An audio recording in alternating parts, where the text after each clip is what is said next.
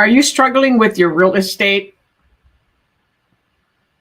Well, I think you need to see me first.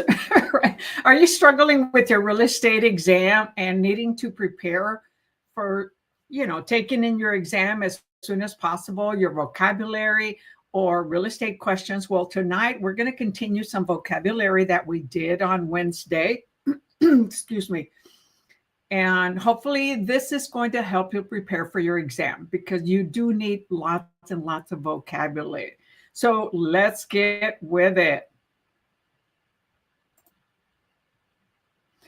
All right, so we left off on last week, we left off on what title was. So today we're starting out with deed. And so what is a deed? A deed is a legal document transferring ownership. And who signs the deed? The seller is the only one that signs the deed because the owner is the seller, the grantor,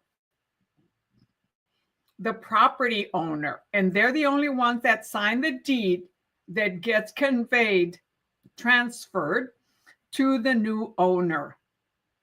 Okay, so that is a deed. And there's different types of deeds. It can be a warranty deed, which is one of the broad ones, and the one that they typically get. If it's a broader situation, like there's a lot of properties involved, then it's a general deed. Think about in the military, a general is over lots of soldiers, right? And captains and so on and so forth. I'm not a military person, but a general is real broad, like a general topic, a general subject. And then we have the main warranty deed. And then we have a special warranty deed. So a special warranty deed is when the owner, it could be the bank, an investor, doesn't have a history of ownership on that property. They only want to provide a warranty deed, which is special to when they owned it. So you want to review the different types of deeds. Okay, general, guaranteed a deed, and a special warranty deed.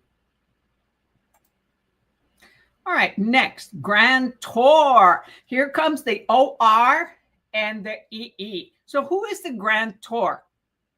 It's the owner, the seller, or the lessor. That's in a lease. So the OR is the giver, right? The ER is the receiver. So in this case, the grantor is conveying the property to someone else. And so that is the person transferring ownership. So remember your OR and EE, grantor and grantee. The grantee is the one that is receiving it. They're the ones that are buying it, the new owner. But the grantor is the one that signs what? The warranty deed. Now, if there are two grantors, husband and wife, or different partners, then that's who is signing the property. Only the grantors, the current owners of the real estate. And it could be residential real estate, commercial, land, apartments, different types of real estate. So that is the grantor. Oh, here we come. EE, who's the grantee? The grantee is the receiver. So the grantee is receiving the deed from the owner, from the seller. And that is done at a title company with the escrow officer or with an attorney, right? So the attorney or a title company has escrow officers, and they're the ones that facilitate. They're a non-involved third party, and they facilitate the closing. They hold on to the earnest money. They do all the documentation. Their attorney reviews the document. If it's a title company does the search. So the grantee is the one that's going to go into the title company and sign the documents from the lender. Okay, or it could be a cash transaction, and those are much easier, much quicker. And then So a grantee, the person receiving ownership. Real simple, real direct. The OR, giver, EE, receiver. Okay, what is a warranty deed? Okay, I just mentioned about deed. So the warranty deed is the deed offering the highest level of protection with clear title guarantee. So remember, there's different types of deeds. The warranty deed, the special warranty deed, a general warranty deed, those have the highest protection. If it is a quit claim deed, those don't have any protection. That is doing a quick, okay? But it's called a quit, Q-U-I-T, claim deed. So someone can take over somebody else's property that's free and clear. They've done the research, and let's say a family member grants it to another family member. So they use a quit. It's a Q-U-I-T, quit claim deed, not quick, but quit. And if there's a name change, husband and wife, or there's a divorce, there's a name change, sometimes the title companies will use a quit claim deed or an affidavit to show proof of who the owner is. Here we go. Quit claim deed. What is that? It transfers interest with what? No warranties. Okay, there are no warranties, used often to clear title. So when there is a cloud on the title, right, that means there's some kind of encumbrance. So then a quit claim deed can be used to clear the title. Recording. So are you recording a movie, a video, or is this a recording at a real estate transaction? It's for a real estate transaction, right? Oops, sorry. It is entering documents into public records to give constructive notice. These are recorded at the county courthouse. There's not a city courthouse. Well, there could be, but it is more for small courthouses. So this is the county courthouse where all these documents, anytime there is a title transfer, a grantor selling it, then they have to be recorded. Well, it's recommended that they get recorded at the title company so that it gives constructive notice. Everybody ends up knowing about it. It is public, as it says here, public records. Anyone can look up this information by going to the county records website. Abstract of title. You know, when you think of abstract photos, right? They're kind of general, right? You have to think about it. Well, an abstract title is a title search that is generated by the title company, and then they provide a summary, excuse me, a summary of the title search. And it can be called a title commitment, or it's called an abstract of title. So the title was researched to see who the owners are, if there's any encumbrances, any liens, any debt, all that will show up in the title search. Once the title search is done, then an abstract of title is created for both seller and buyer to review. If there are any issues on there prior to closing. So it is a condensed history of all documents affecting the title. Okay, that's a simple definition. Condensed history, because it can be the history of the ownership of that title property since it was built. It can be a special warranty deed. So it is only the history of with the current owner. If they owned it for 1 year, 2 years, they might say, well, when I sell it, I only want to provide a special warranty deed that covers the period of when I owned it. A chain of title, like a chain of command. So a chain of title is a sequence of property ownership transfers. So anytime a property is sold, conveyed, to a new person, that history, that transfer is recorded. And that shows up whenever a title company does the search. Only title companies provide title searches, and they charge for a title policy protecting the buyer and of any issues that could have occurred that the seller did not disclose, or they had occurred after the closing. So it's like having auto insurance, home insurance, medical insurance, right? It's insuring for the unexpected. And those things are shown on the chain of title whenever any property is transferred. So all the history of that property shows up on this chain of title. Who bought it in 1975?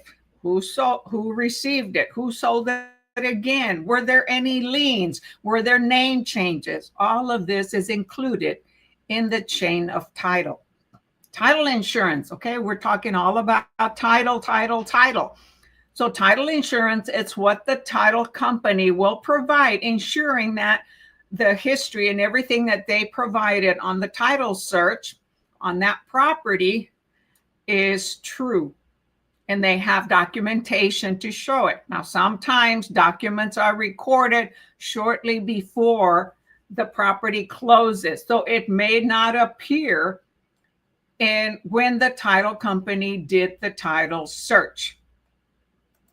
And so that buyer has to be protected. If a seller signed an affidavit and said, well, that debt is not mine, but it actually was, this title insurance has to protect them. So it is insurance protecting against losses due to title defects, due to errors. And I have dealt with some of these where a property was purchased by a buyer client of mine. And as soon as they purchased it, well, the seller was foreclosed. In the process of purchasing it, the seller was foreclosed on, and the bank took it to auction, to the court steps, and sold it. So then my client receives a letter that, hey, this property was foreclosed. It doesn't belong to you.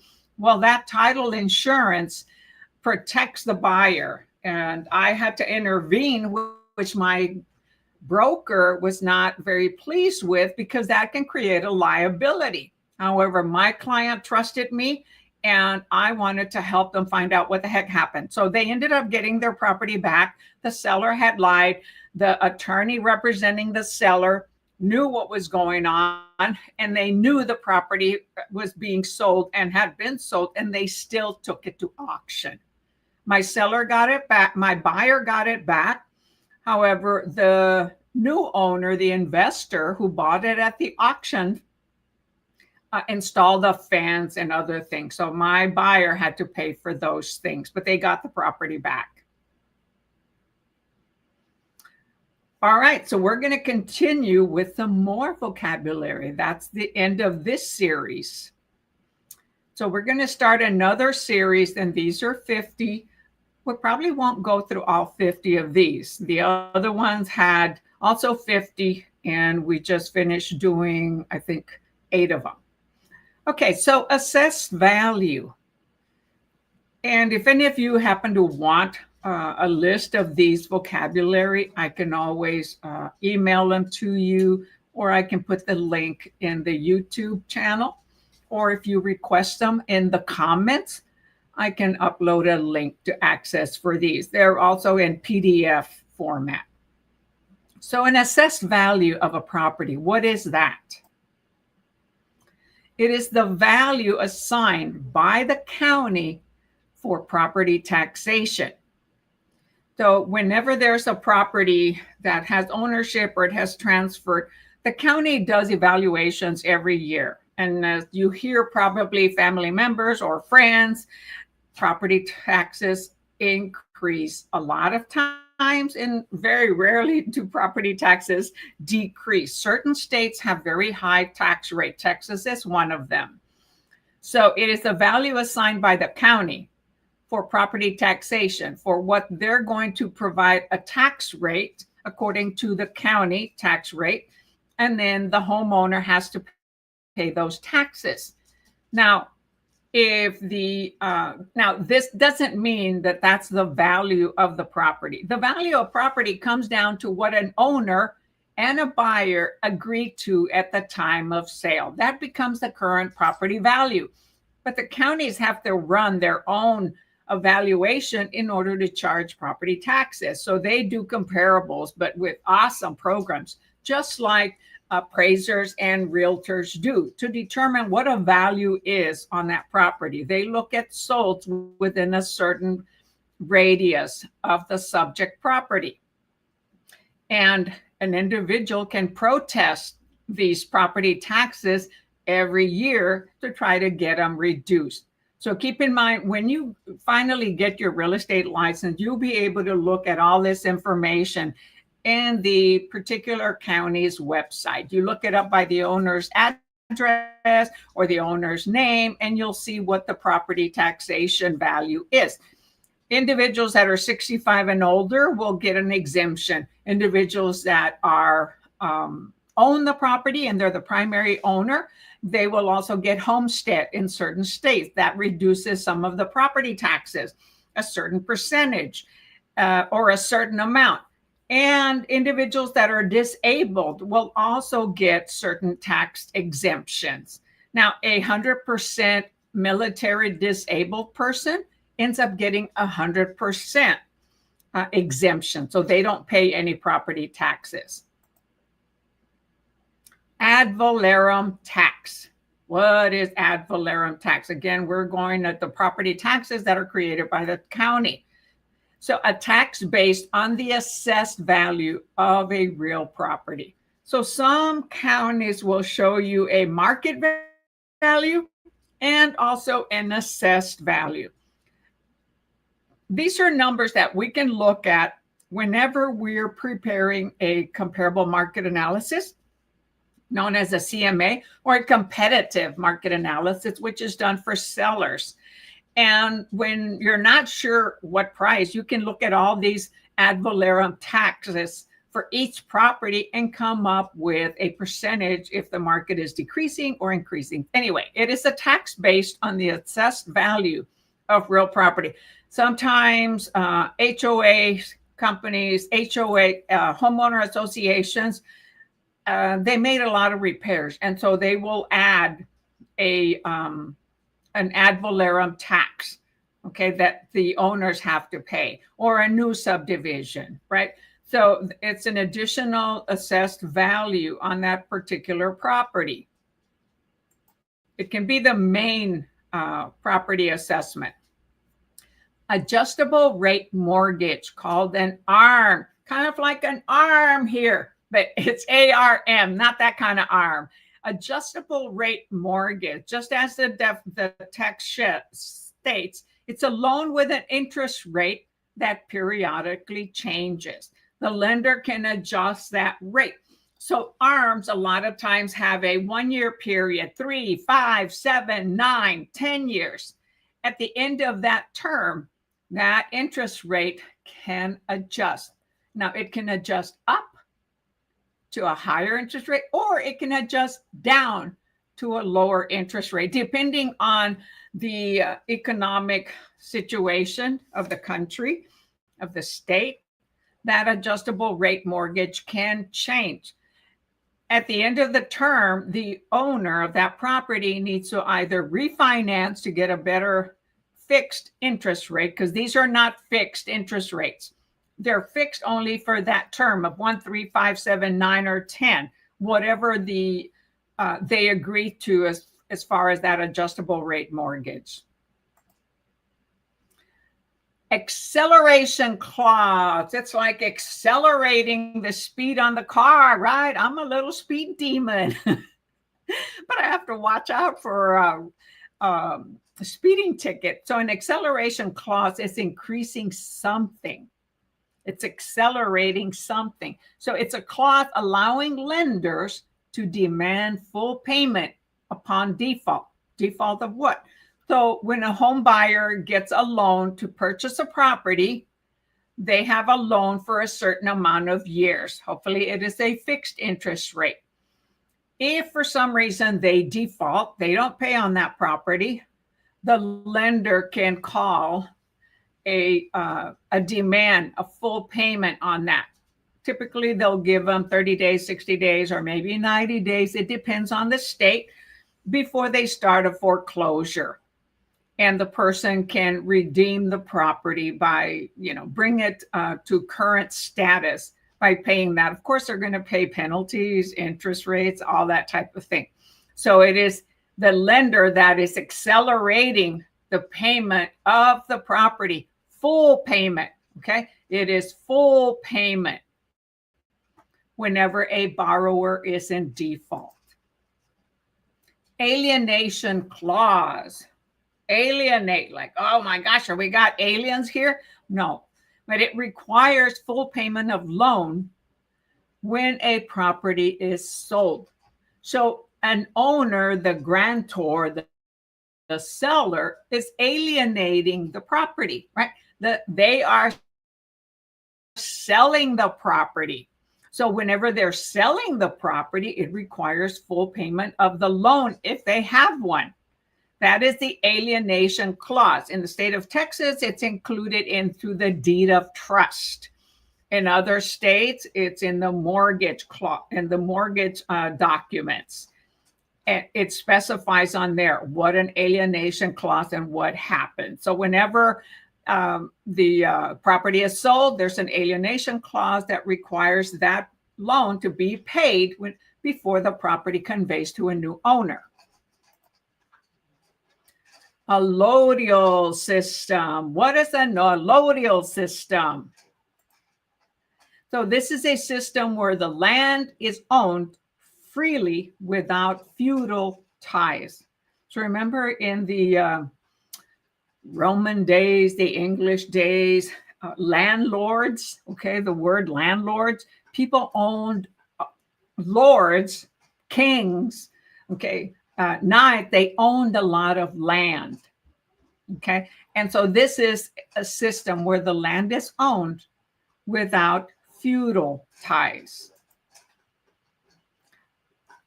Assemblage or assemblage. No, it's assemblage, not an assembly like in the school. And however, I'm looking for something here. So assemblage, what is assemblage? It is combining multiple parcels to increase value. And where could this happen? This could happen like for commercial land that it's along an expressway or a main corridor. Those properties usually have a higher value. Now, if an owner or a fast food service company, okay, needs multiple lots, okay, when the lots are combined, when multiple parcels are combined, it increases the value versus selling a small lot separately and another lot separately. Why? Because the buyer needs more acreage. So once an owner that is selling it combines these lots, it's going to increase that value versus selling it separately to different individuals. That's assemblage. So I was looking what feudal ties were. The personal material relationship that defined the medieval feudal system. So I was looking up on here, feudal ties. So feudal ties is during the medieval feudal system, based on lord granting land to a vassal in exchange for loyalty, military service, and other obligation. These ties formed a hierarchy structure where a vassal pledged allegiance to a lord in exchange for protection and the use of the land. So it's interesting, right? Going back to the Roman days or historical days, medieval days, like in Europe. Plottage. Define plottage. You know, plot machines that draw architectural design, they're called plotters. That's different than this. A plottage is increase in value resulting from assemblage. So assemblage was what? Combining multiple parcels to increase the value. So plottage is the actual increase in value resulting from combining multiple lots.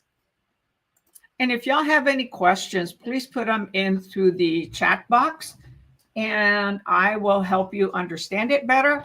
And if I don't have the exact answer for you, I will Google it while we're on this live and let you know. So avulsion. Some of these terms can get really confusing. So avulsion, a sudden loss of land due to natural forces. So where do you think this could happen? Well, maybe by a river, a creek, by the ocean, on the beach. You know, if you have tsunamis or you have a typhoon, it moves around land. When there's a river and a stream and there's a flooding, okay, that flooding can start breaking down the barriers of that river or canal or creek, and it'll broaden it out. So it's a sudden loss of land on the surface. So the owner that has land next to a river, next to an ocean, next to a creek, some of that land could start falling right on the edges and they'll lose part of their land. It doesn't impact the neighbor to where they gain more land. Sometimes maybe, but this is an act of nature. Avulsion, accretion. It's an increase in land through natural deposits. So the owner that's losing some land could be sending that land to the neighbor, not intentionally, right? But because of the weather condition. Okay, an uncontrollable weather event. So accretion is a gradual increase. Avulsion is a sudden loss. Sudden loss when you have a major hurricane, a major flood, a major tsunami, complete flooding. That is sudden. It's not a gradual loss. This is a sudden loss. Avulsion. Accretion is the gradual increase. So when avulsion is gradually losing land, accretion is gradually gaining land, okay, through natural deposits. Reliction, or reliction. Land gained as water recedes. So as the water recedes from an ocean, a sea, or from a river, or from a creek, they could gain some land, right? With some of the prior processes, vocabulary that we just did. Review all these because these can be confusing. So it is land gained as water recedes, is reliction. Block busting, we're gonna bust the block. So what does that mean, busting the block? It is a legal act of scaring owners, illegal act. Okay, it didn't show the whole term. It is an illegal act of scaring owners into selling due to demographics changing. So, and this is illegal, all right? So who would be trying to doing block busting? Listing agents that want to get more listings. They could lie to the neighborhood and say, you know what, this certain ethnicity is moving into our area or your area. You might want to sell, right? Because you may not want to be around that. Well, those are against the law, right? You cannot be discriminating. A realtor cannot create block busting to gain more listings. And so this is scaring owners into selling. Maybe the mafia can do this to people, right? But they're pretty savvy and they're not following the legal rules of real estate. So we as realtors, we can't be doing block busting. And in general, people can't be doing it either. However, we have to hold on to a higher code. and have to obey that. So the opposite of blockbusting is steering. It is directing buyers based on protected characteristics. This is also illegal. Steering certain ethnicity groups to certain areas where there's a large population of a particular ethnic group. Illegal. That's steering, like steering cows, steering bulls, steering horses. Cannot do that. No, no, no. Redlining. Are you going to draw a red line like I have here on the header? No. So redlining is an illegal refusal to lend in specific neighborhoods. So this applies to lenders. Lenders cannot do redlining and give preferences to certain ethnic groups or certain individuals or of certain status. It is illegal for a lender to refuse to lend in specific neighborhoods. Capitalization rate. What is that? Capital rate. Capitalization rate used in investment properties. It is a rate used to estimate value based on net income. So for commercial properties like apartment complexes, duplex, fourplexes, when an owner wants to sell it, they want to find out what is the capitalization rate of other similar properties so that they can determine a value to sell it for. So this rate is estimate value based on the net income that they get on all rental properties for the month or for the year. And that's how investment properties are sold, using capitalization rates. Cash flow. Cash is flowing. Yes, we want cash flowing to us, right? When we're doing real estate and doing it the right way, ethical, transparent,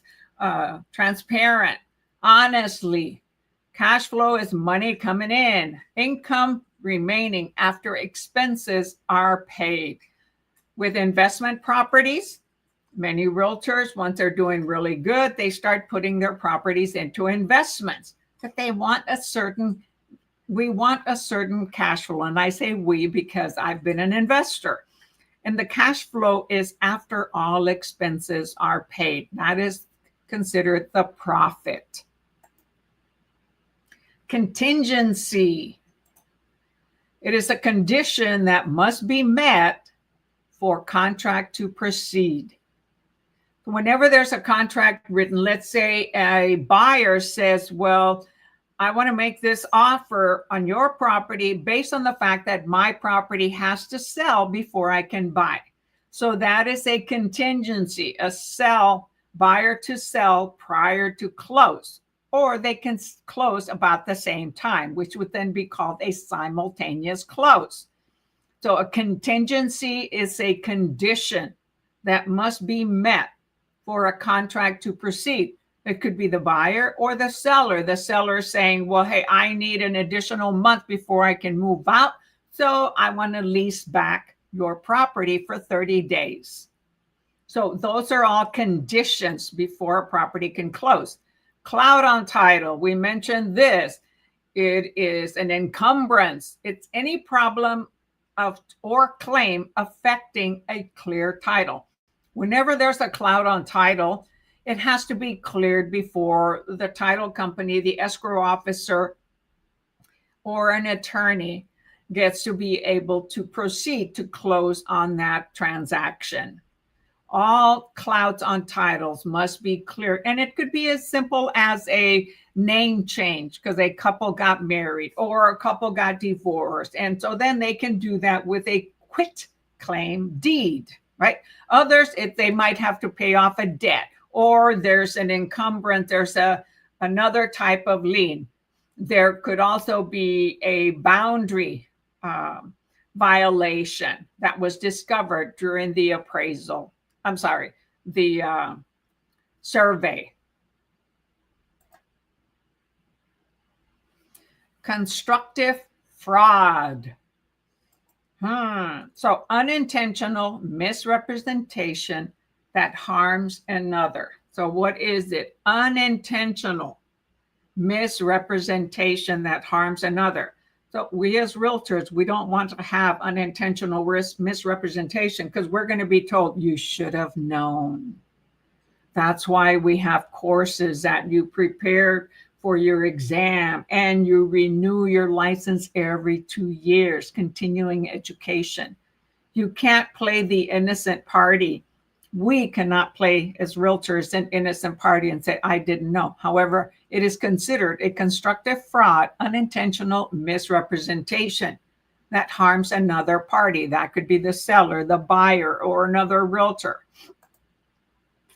Actual fraud, that is intentional misrepresentation or deceit. Whoever was doing it, they had a plan in place in order to do this. Subrogation. So when do we use subrogation, or when is it used? So it is a transfer of legal rights to recover debt. So that could be from a lender. Transfer of legal rights to recover debt. Some of these have better definitions, and if you don't understand or have it clear, I highly recommend that you go back to your prep books or your definitions, or Google it, use an AI to give you a better definition that you will understand. These are very straightforward. Subrogation. Sometimes I don't understand a simple definition, so then I Google it and make sure I understand to be prepared for the exam. Subordination agreement. Okay, so this one was subrogation. This is a subordination agreement. So what is that?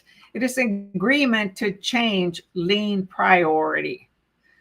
So if there are multiple liens on a property, like mortgage number 1, mortgage number 2, the primary lender can decide to allow for there to be a second lien.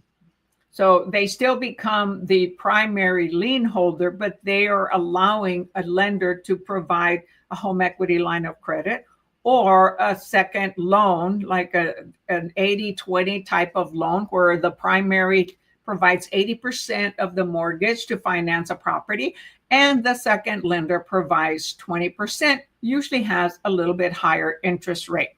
So it's an agreement between those lenders to change lien priority. Truth in Lending Act. What does it stand for? TILA. T-I-L-A, Truth in Lending Act. It is the federal law requiring disclosure of all loan terms. I have to refresh my throat here.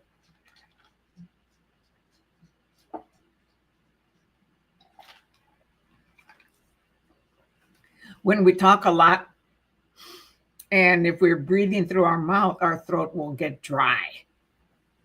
So TILA, Truth in Lending Act, it impacts the lenders. Federal law requiring disclosure of loan terms. So the lenders should provide a good faith estimate of all the lending costs that a buyer will be responsible for.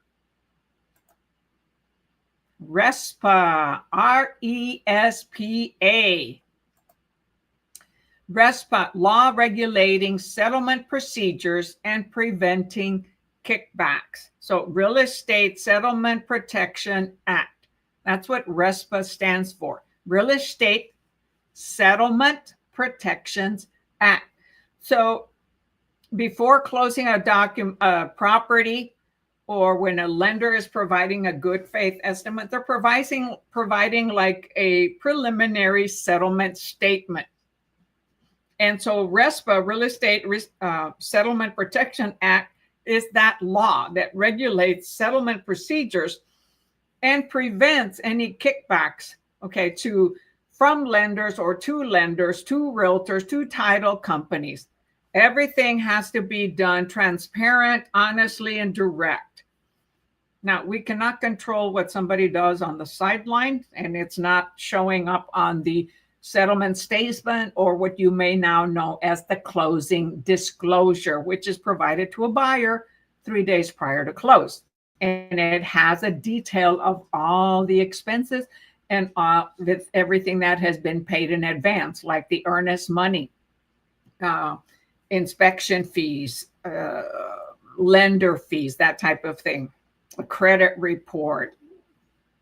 So know what these acronyms also stand for, okay? CERCLA. So what is CERCLA?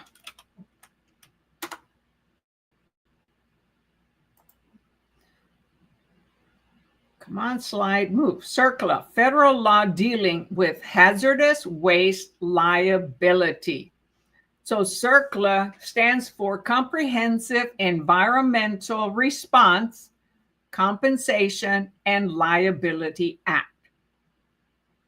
So it's a federal law, federal, not state, not local, not county, not city, but federal. Impacts all states. Dealing with hazardous waste liability. So again, that stands for Comprehensive Environmental Response, Compensation, and Liability Act. Escrow. There's different types of escrow, but it's kind of like, it's not kind of, it's a little savings account. Or there's an escrow officer, or the person handling the facilitation of closing of the document. So it's a neutral third party handling funds and documents. And the escrow is also a trust account where earnest money is held during the transaction process. So that neutral third party could be an escrow officer from a title company, or it could be a real estate attorney. And they're handling all the funds, which they put into a trust account, and all the legal documents that the buyer and the seller has to sign after everything is approved by the title company and the lender. If there is a lender, it could be a cash transaction. It's cheap. Many people say, oh my gosh, I got cheated out of this property, but the seller or the owner never put it in a will. So it's cheap. Government right to claim property when someone dies without a will. Man, bummer. These slides didn't include that. So when someone dies without heirs or a will, right, the government can take claims to that property. It doesn't belong to anybody because they don't have any heirs. That's what it should say on here. Without heirs. I didn't click the wrap, so the words came down. So it's a government right to claim property when someone dies without heirs. They don't have a will. They don't have anything. They don't have anyone to give it to. The government takes that property. Even if the owner said verbally to someone, hey, when I die, you're going to be able to keep my property. If it's not in writing, the government claims it. Fee simple, defeasible. So many words. Fee simple, defeasible. Ownership with conditions that can terminate ownership. So an owner, a wealthy individual, decides to sell a property on the condition that it will be used for a park, for a city park, or will be used for a university or other requirement, other condition that they have. If that condition is violated, that ownership will be terminated and it reverts to the original owner, or it reverts to someone else that owner put in place. Fee simple, defeasible. So variance, something that varies. So permission to deviate from the zoning regulation. So whenever someone has a property, they want to be able to divide it, but the zoning law says, no, you can't do that. Or they want to add a garage, or they want to add a fence, but it doesn't go along with all the other neighbors and the conditions that are set in place. They can request a variance with the what's that called? The adjustment board at the county records, or the city records, I'm sorry, at the city planning office. Well, then if they request a variance from the zoning regulations, the adjustment board or the city planning will have to provide a notice to all the neighbors within a certain radius, asking them if they have any contradiction, any if they don't want something like that to happen. If it doesn't impact them, then they can all go to the adjustment board meeting and present their side, and the adjustment board will make a decision, pro or con, according to the information. Now they look at their own information to see if it's something that isn't going to negatively impact anyone. Non-conforming use. So it doesn't conform to the regular uses of zoning. Use that existed before zoning rules changed. So let's say there's been a home in a subdivision or in an area that was always residential, but then the area is growing, the city is growing, the community is growing, and so the city wants to convert it to a mix of residential, commercial, or just commercial.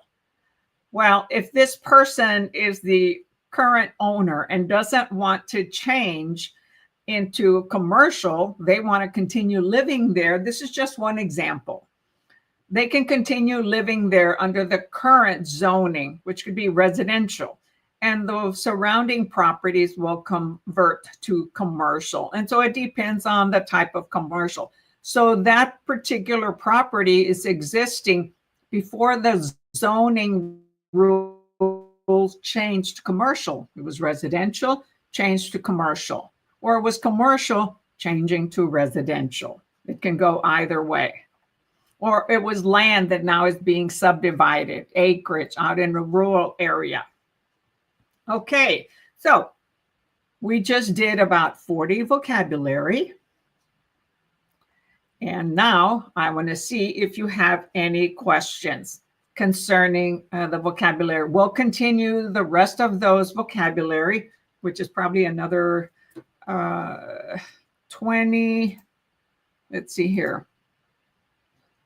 Yeah, because we're at number 60, which means there were 30 vocabulary and there's up to 100. So there'll be another 20. So I will continue in the next session. Now, if you request that you want me to do other not vocabulary, but Texas questions or national question, and you can type that in the chat or comment on the video comments after it's recorded, after this ends, and you can do that on YouTube. If you have any questions at any time, put them on YouTube. And I'm here to help you prepare to pass your exam and then become a realtor and create a successful business, because I am delivering other types of videos to help you with your business, how to do presentations, how to deal with sellers, buyers. So I've just started implementing that, and we'll be adding more and more as we go. So if no further questions, I will say that I am a currently practicing realtor. I've been doing this tutoring since 2014, or these classes for prep students, predominantly in Texas, but vocabulary is national. And then I do national questions and then Texas. So I currently practice. In fact, I have a listing that's coming up this coming weekend or in the beginning of next week that will go live. Photos were just ordered, will be taken on Friday. I've been doing real estate in 3 different markets. In Oregon, I was a principal broker, which in Texas were called brokers. So I had my own office and 1 realtor. And in Texas, I've been in 2 different markets, in South Texas, the Rio Grande Valley, and now in San Antonio. So I enjoy doing this and helping you. So interact with me and let me know what you need help with to see how I can accommodate you to help you pass this exam. I'm just one individual out there in the internet world, okay, that is helping you prepare for this. On the state level, I focus on Texas. So if no questions, then we will call it a night. And remember that if you like this video, hey, tap the subscribe button, check the thumbs up, click the alert so that you get alerted anytime that I go live, and send me some love. Put some comments on the comments below on the YouTube channel, and let others know about my YouTube channel. Eventually, I may do some tutoring, providing spreadsheets, providing guidelines that I can email, and provide some professional tutoring and coaching. For right now, we will continue it this way. I love you all. Until next time, catch you later. I'm working on doing this now Tuesday, Wednesday, and Thursday, hopefully Saturday. I've got to implement it all into my schedule and create new material for you. So if you all of a sudden see that I'm not available or I canceled classes, because I got a lot of other things going on. Until next time, catch you later.